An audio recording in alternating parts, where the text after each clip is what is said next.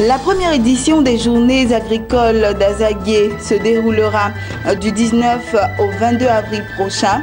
Une plateforme qui permettra aux acteurs du secteur agricole d'envisager des opportunités capables de favoriser le développement des régions ivoiriennes.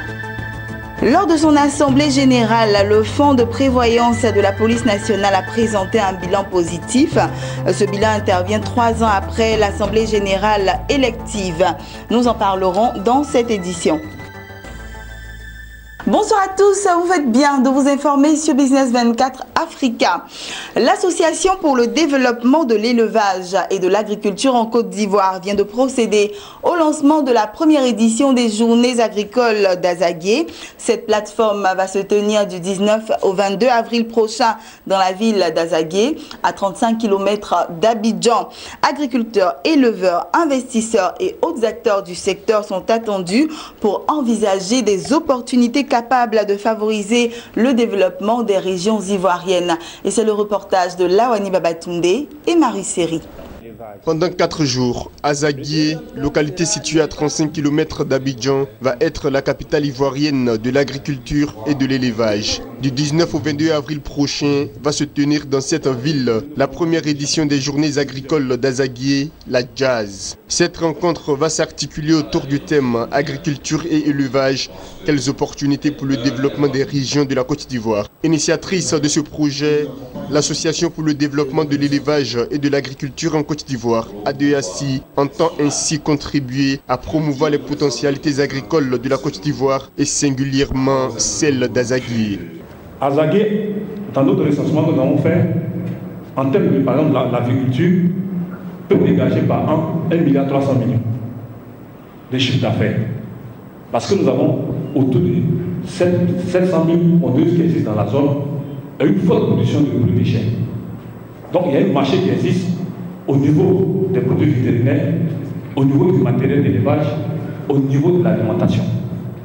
La zone d'Azagué, quand je parle de la production agricole, en termes de, par exemple, papaye solo, nous avons plus de 150 hectares qui existent avec une production moyenne de 400 tonnes, avec un chiffre d'affaires de 66 millions, avec un emploi tiré de 700. Azagué a été toujours connu depuis le passé à l'international par la production de la banane Koyo et la production horticole. Et aujourd'hui, Azagué continue de rester leader parce que nous avons plus de 600 hectares de bananes douces qui existent. Les professionnels des différents corps de métiers de la terre et de l'élevage venus d'horizons divers sont attendus pour réfléchir sur les enjeux actuels et futurs du développement des régions de la Côte d'Ivoire. La question de la biosécurité des élevages, l'impact du changement climatique sur le développement agricole, la problématique du financement de l'agriculture et de la commercialisation des produits agricoles vont être également abordées à ces journées. 500 participants au quotidien, à savoir les professionnels des métiers de la terre et de l'élevage, les universitaires et la population ivoirienne sont attendus pour prendre part à des conférences, des expositions et des ateliers de formation. Le Fonds de prévoyance de la police nationale a organisé son assemblée générale mardi à Grand-Bassam. C'est un bilan positif que le Fonds de prévoyance de la police nationale a présenté, et cela 3 ans après l'assemblée générale élective. La rencontre de Grand-Bassam a également servi de cadre aux dirigeants pour définir les ambitions pour la mutuelle. Matsoubi et Marie Seri. Une assemblée générale ordinaire pour dresser le bilan de l'exercice social clos au 31 décembre 2016 du Fonds de prévoyance de la police nationale. C'est un bilan positif que le directeur général du FPPN a présenté. En 3 ans, la mutuelle a pu réaliser un bénéfice de plus de 500 millions de francs CFA. Alors qu'il y a 3 ans, elle présentait un bilan d'exploitation négatif d'environ 1 milliard de francs CFA. Le bilan il est largement positif. J'ai fait la promesse aux policiers qu'avant la fin de mon premier mandat, je vais doter le fonds d'ambulance. Je l'ai fait. J'ai fait la promesse de leur donner une clinique digne de ce nom. Allez-y à Yopougon, vous allez voir, la clinique est là. À 95%, les équipements sont en route pour que nous soyons équipés. Aujourd'hui, lorsque les policiers sont à Zuenoula, à Mbenta, et qu'ils apprennent que leur famille est malade, ils n'ont pas de soucis. Parce qu'avec la carte de policiers la carte du fonds qu'ils ont établie pour leurs femmes et pour leurs enfants, ça suffit pour que le fonds les prenne en charge sans que le policier... Contrairement à il y a 3 ans où le policier est obligé de quitter son lieu de service pour venir assister, n'est-ce pas, son enfant malade. Ce n'est plus ça, c'est fini, c'est un vieux souvenir. Le commissaire Kadjane Amoye Jacques a, au cours de cette assemblée générale ordinaire, demandé à ses frères d'armes de renouveler leur confiance en lui. Il est candidat à sa propre succession. Vous savez que dans ce bilan, nous avons eu à construire une polyclinique et non des moindres. Les perspectives, c'est d'équiper la clinique et de la mettre en marche très rapidement avant la fin de l'année, pour permettre aux policiers de mieux se soigner. Les perspectives, c'est de faire en sorte, comme je l'ai dit, un policier qui est bien soigné et qui est mal logé, il est toujours un policier malade. C'est pour cela que j'en viens d'une mission où nous recherchons des partenaires solides pour la mise en œuvre des projets immobiliers pour toutes les forces de défense et de sécurité, en ce qui me concerne particulièrement pour la police nationale. Donc, il y a ça. Il y a beaucoup d'autres projets. C'est de faire en sorte que le policier ne soit pas endetté. C'est de faire en sorte que le policier qui sort de l'école n'ait pas recours au margouillat pour pouvoir s'équiper. Nous avons donc dans nos perspectives un programme d'équipement du policier. Donc nous travaillons, nous sommes à la tâche. C'est pour cela que nous avons dit cette année, nous sommes candidats. Et nous sommes candidats, nous voulons opposer notre bilan à ceux qui viennent faire des promesses aux policiers. Le fonds de prévoyance de la police nationale dénommé FPPN a été créé le 27 juillet 2000. Le FPPN est une société de secours mutuel et de prévoyance sociale fondée par l'ensemble des policiers ivoiriens. Il s'agit d'un outil censé pallier les insuffisances de l'État de Côte d'Ivoire vis-à-vis de son agent qu'est le policier.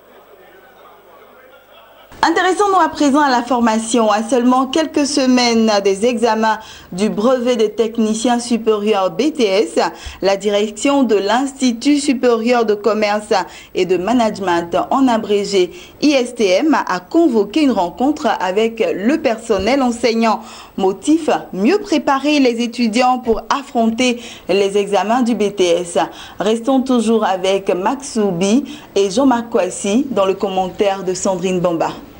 La réussite des étudiants à l'examen du brevet du technicien supérieur au cœur de cette rencontre entre la directrice générale et le corps enseignant. Nous sommes à l'Institut supérieur de commerce et de management ISCM. Au cours de cette réunion, il a été rappelé aux professeurs que c'est à eux que revient la responsabilité de susciter le travail et de transmettre aux étudiants les clés de leur réussite à l'examen du brevet des techniciens supérieurs BTS. Nous sommes agréés, reconnus par le ministère. En dehors des cours magistraux, nous avons ce que nous appelons le tutorat. Donc le tutorat nous permet de suivre les enfants, d'encadrer les enfants tout au long de leur parcours pour qu'ils sachent ce qu'ils vont devenir demain. Nous sommes engagés dans la qualité, dans l'excellence. Et nous avons nos slogans qui dit l'ISM, le creuset des élites. On n'est pas élite qui le veut. On est élite, on le devient. Donc en passant par l'ISM, vous allez faire partie des élites. Alors, nous voulons véritablement des enfants qui sortent donc de notre institut avec des diplômes qui peuvent leur permettre de bien se vendre, de mieux se vendre, d'être à la hauteur, d'être compétitifs. L'Institut supérieur de commerce et de management ISCM est une école qui a décidé de mettre l'accent sur le développement intégral de l'intelligence à travers une formation innovante et responsabilisante. Des valeurs que l'ISCM défend à travers le programme post-BTS et la validation des acquis professionnels qui a pour but d'intégrer une formation de niveau supérieur à son niveau d'études initial. Ces programmes de formation s'adressent aussi bien aux étudiants qu'aux travailleurs. Tous ceux qui cherchent un diplôme pour compléter leur cursus, peuvent se former ici. Au dire du corps enseignant, l'Institut supérieur de commerce et de management dispose des cours innovants facilitant l'insertion professionnelle.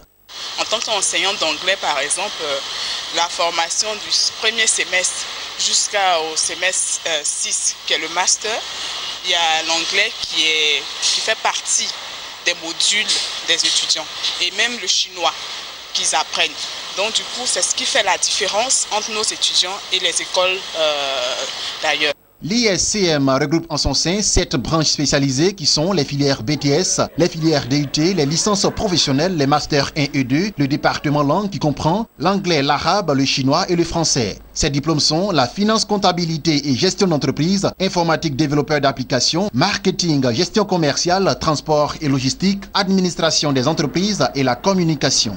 Et puis cette note triste dans ce journal, depuis le mercredi 5 avril, la nouvelle s'est répandue comme une traînée de poudre.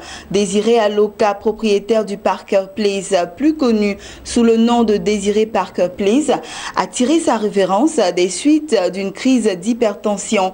L'homme était connu comme un magnat du divertissement nocturne à Abidjan. Sa célèbre boîte de nuit, le Parker Place, en zone 4 dans la commune de Marcory, est connue pour être le temple du reggae à Abidjan.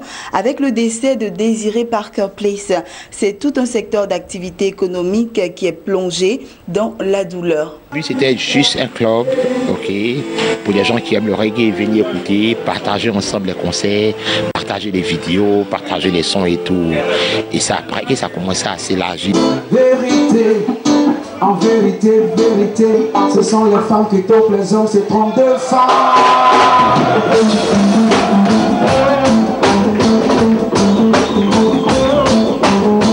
Voilà, ainsi va la vie. Adieu Désiré Parker Place. Terminons avec cette information.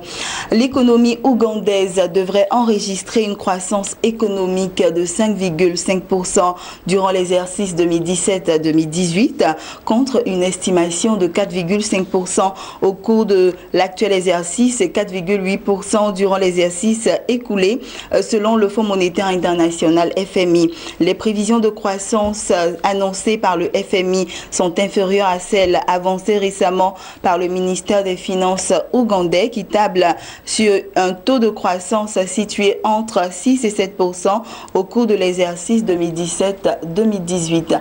Voilà, c'est ici que nous refermons ce journal. Je vous souhaite une bonne suite de programme sur notre chaîne de télévision Business 24 Africa.